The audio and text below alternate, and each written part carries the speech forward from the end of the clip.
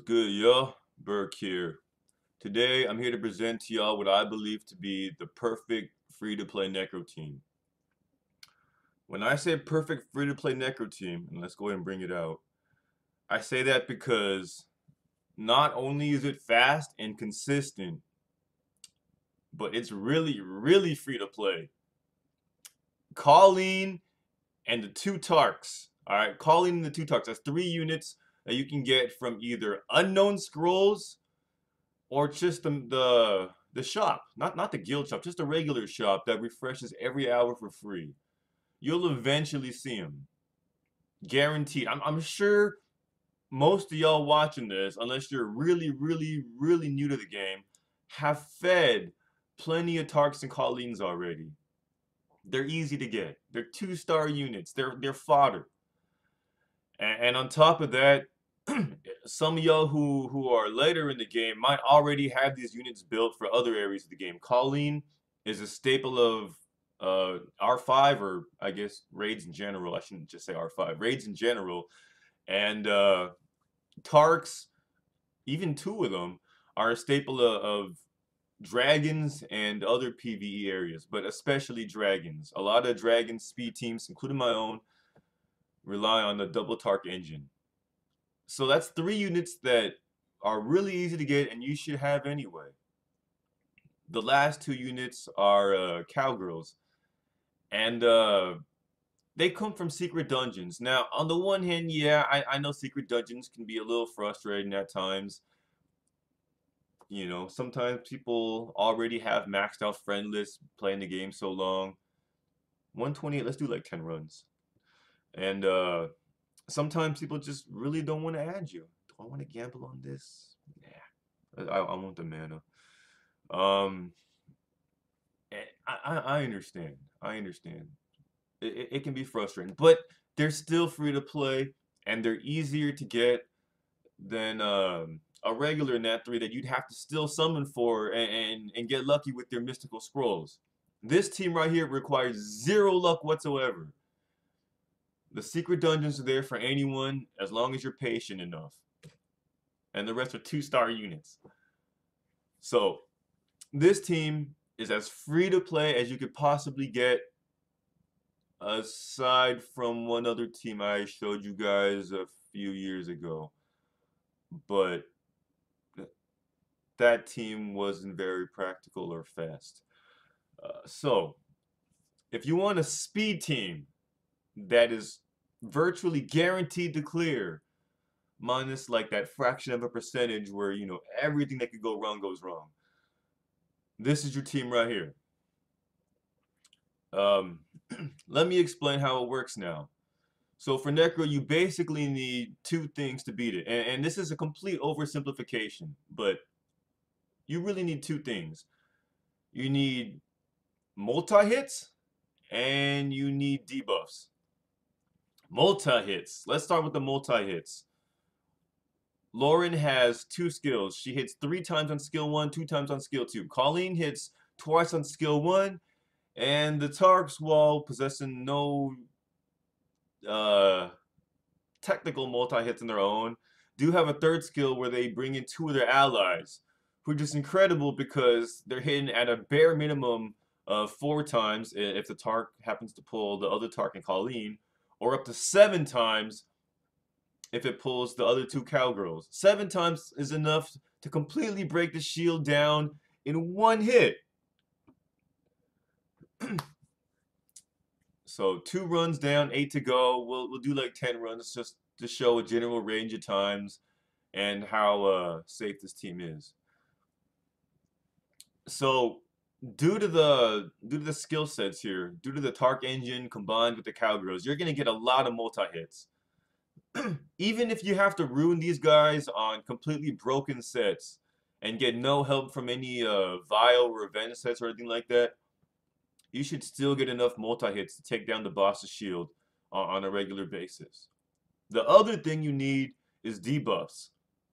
The most important debuff for reliable runs, in my opinion, is a slow debuff.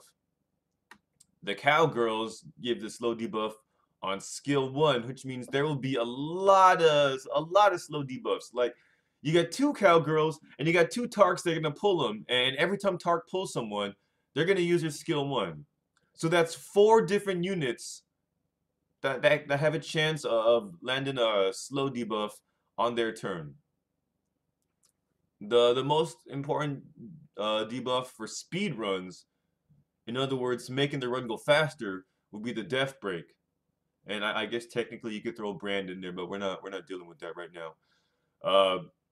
So the Death Break comes from the Cowgirl's passive. Anytime they use any of their other skills, they have a chance of dropping a Death Break. So a Tark could pull, let's say, a Colleen and a Cowgirl. The Colleen could leave an attack debuff. The Cowgirl will leave a slow and a Death Break, assuming everything goes well. 136 on the third try. And there'd be 6 hits on top of that. It doesn't always work out like that, but that's somewhat of an ideal situation. Now, speaking of which, the Colleen, which I mentioned earlier, also leaves the attack debuff on skill 1. So that helps with the reliability of the runs as well. You know, if he's not hitting as hard and if he's not hitting as much thanks to the slow, you have plenty of time to just nickel and dime him down with all these little multi-hits. The important thing in terms of runes is that Colleen goes first. She doesn't absolutely have to, but it would make the runs a lot faster if she does, because she tends to always go with her attack buff move, even when they don't really need the heal. And that attack buff is great when it goes first, because everyone else going after that gets to use it. Especially when the Tarks go, because when a Tark goes right after the attack buff, that's 3 different units that all have attack buffs charging at once. That's a lot of damage. And that's where the speed aspect comes in. Even though these guys have some low base stats due to being low star units, the synergy makes up for it. The 4th run is down, and that took 116. As far as their actual runes, let's see here. The Colleen, I never touched. I just stole my Colleen from R5. So she has way more speed than you need in Necro, and most of that speed is negated when you get to the boss, when it really matters. You don't need to put speed on her slot 2 if you're building her chest for Necro. But it's efficient if you can save your resources and use the same units in both Necro and elsewhere. And I'm not going to build a second Colleen just to make my Necro run slightly more efficient. I'm kind of lazy. My bad, my bad. So she has her R5 runes with a lot of speed, good amount of defense, and her rune set is, I believe she's Nemesis Revenge Fight. It was what I had laying around. Speed, HP defense, Nemesis Revenge Fight. You could rune her broken with less speed. Just make her go first. Make her go first, and that's about it, really. Give her a little bit of accuracy. Make sure her debuffs land. A little res is nice. That's about it. That's about it. Those of you who say accuracy and res is a lie, I wouldn't be so sure. Have faith in the accuracy and res. So, have Colleen go first. For the other 4, turn order does not matter too much. I ran some tests and found that the Tarks were faster by a little bit. 137. By a little bit. It was minuscule. Alright. It was almost as fast going with the Cowgirls first. It was almost as fast having the turn order go Tark Cowgirl, Tark Cowgirl, Cowgirl Tark, Cowgirl Tark. It really made no difference. The main thing is Colleen needs to go first. Now the 4 DPSers are all attack, crit damage, attack. The Tarks were stolen straight from my Dragons team. They're great in dragons and pretty decent in PvE in general, but especially in dragons. The double Tark team has been my dragon staple for a while, and I know I'm not alone there. So some of you in-game players might already have your Tarks and might be able to just take your Tarks and throw them in here. Early game players, if you don't already have Tarks, know that you can use them in at least 2 dungeons, so that's cool. You can put your resources into them. They don't even take that many. Um, Ideally, one Tark should be Vio because you want to get that third skill up as often as you can and basically refresh or reduce everyone's cooldowns as often as you can, along with the free multi hit. That's always nice. Uh, 120. Was that 6 runs? I think that was 6 runs. Now, you don't need both Tarks on Vio though. One thing that I've learned from my Dragons runs, and I don't know if it also applies to Necro, but I'm too lazy to change my runes, and you guys shouldn't have to have to waste the resources either. But one thing I learned from my Dragons runs is that 2 Tarks on Vio is just overkill. 1 Tark on Vio and 1 on fight runes makes the run go a little faster. That said, the fight runes are a luxury and not at all required. If you go 1 Tark on Vio, 1 on Broken, that's perfectly fine. If you go both on Broken, it's not ideal, but it's perfectly fine. More specifically, I think one of mine is Vio Blade and the other is Fight Blade. Because I couldn't get the stats I needed with triple fight. I need to farm better runes. I know, I know. As far as the Cowgirls go, they're both attack crit damage attack as well. I like Revenge over Vile from here because the skill 1 hits 3 times, and I think for this unit specifically, it makes Revenge the preferable rune set. I know normally Vio is like choice 1 and Revenge is choice 1A, but when your skill 1 hits 3 times, Revenge. we wanna milk that skill 1 to the fullest.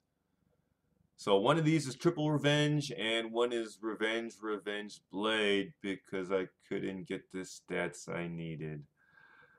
I need to farm better runes. I know. 141. Now, I feel like the Cowgirls were designed specifically with Necro in mind. On top of everything else, they made her a light unit. I know it was the only Cowgirl left to make at the time, but they chose a light unit and made her a Cowgirl. So, because she's light, not only will she not clash with any other DPS you use, which could be awkward if the wrong unit gets stolen, but she only needs 85 crit rate to guarantee she'll crit 100% of the time because she already has that 15% bonus since the boss is dark. But that doesn't mean both of mine are at 85, but one is and the other's close. And the Tarks aren't even max crit rate themselves. That again, I just used my Dragon's runes. You don't need the best runes for this. Don't think that it's just some endgame player who threw his best runes onto this. My best runes are on my PvP units. These guys get what's left over. And it works. Again, this team works because of the skill sets of the units, not because of the runes. So I'm really convinced that this team, unlike the Lamore team, is really, really easily imitatable by early to mid game players. As long as you can get the units and get decent runes on them, it should work. 125. Was that 7 runs? I think we got 3 more, but I'm really bad at counting. I'm really bad at math in general. I'm doing my part to break the stereotypes. All right, so 3 runs left, and I think we basically covered it. I probably should have written it out an outline for this. I don't really make YouTube exclusive videos that often. This is actually my first one, so I don't really know how to plan this out. I'm used to streaming on Twitch. I'm used to having people make fun of me, and I'll have something to do by responding to them. I have no comments here telling me I'm a noob. I don't know what to talk about. Uh, I'll go and shout out my stream. Shameless plug. 6 to 10 p.m. every day except for Tuesday and Thursday. Oh, Pacific, by the way. Pacific, aka global server time. 6 to 10 p.m. Same name on Twitch. Also follow me on Twitter, Instagram, SoundCloud. Album coming out late 2018. All right, enough shameless plugs. Enough shameless plugs. Uh, what else can we talk about for this team? We got 2 runs left, and seriously, how awesome is the cowgirl? Like 3 debuffs included. I guess I never really mentioned the heal block. She also has a heal block on skill 2. So does Colleen, but 122, not bad. You don't really need heal block against this guy. That's kind of an afterthought. But oh, if you do build a cowgirl, feel free to throw her into your R5 team as like an extra DPS. Maybe you're trying to make a second placement team if you're end game, or maybe you're early game and you don't have all the kung fu girls you need, or all the other DPSers you need, and you could use someone. Lauren gives 3 debuffs, including the heal block, and all 3 of those debuffs are really useful when it comes to R5 or whatever other R you're on. So not only is this team completely free to play, but all of them are usable elsewhere. Okay, maybe the second Lord might be a bit superfluous. Is that the second time I've used that word this video? I swear, I think that's the first time I've used that word in like a year, and suddenly it's popping up out of nowhere. So, what do YouTubers talk about all the time in their videos? I don't have that much to say. Is this the last run? All right, well, thanks everyone for watching. Come check out my stream. Shout out to Epic Fail Alpha. I had a guild recruitment notice here that's on hold. Um, but shout out to Comduus for giving us Light Cowgirl, helping us all out. And thanks for watching. Oh, I should show you the runes after this. I'll show you guys the runes after this.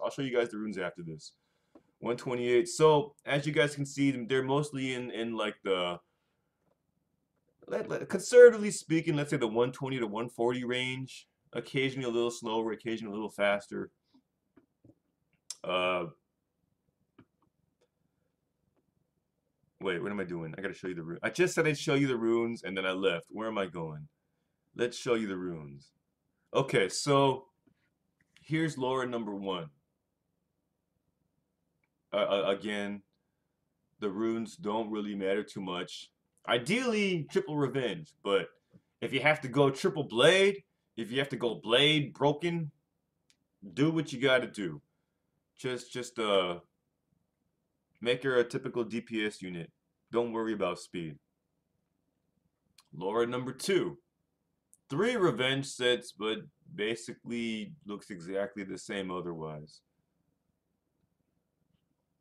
Colleen. Again, this is my R5 Colleen. You do not need anywhere close to this much speed.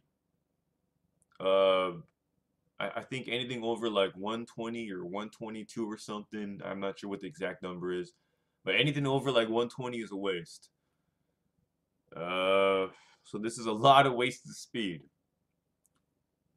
But I just took it from my R5 team. And these 2 guys are my Dragons team. Just your typical Tarks. Crit rate's kind of low. It's rather embarrassing. Ideally, you want at least 85 for Dragons, and then they'll crit 100% there. And here, well, you don't really need to crit every time unless you're going for like some crazy speed records. I'm sure if you like totally max these guys out, you could go even faster. But this video is mostly about a nice free-to-play efficient team. All right, nice stress-free. Oh, I already showed her. Just get what you got to get on them. Get the units, throw them in. Make sure calling goes first if possible, and you're good to go. I think that's it. Thanks for watching, everyone. Peace, y'all. You better start a familiar process. Twitch is watching, chill. I got this. Pick my options, compiling my teams. Find a base to beat, you know I gotta hit the greens. Amputation magic, and I'm sticking to the plan. And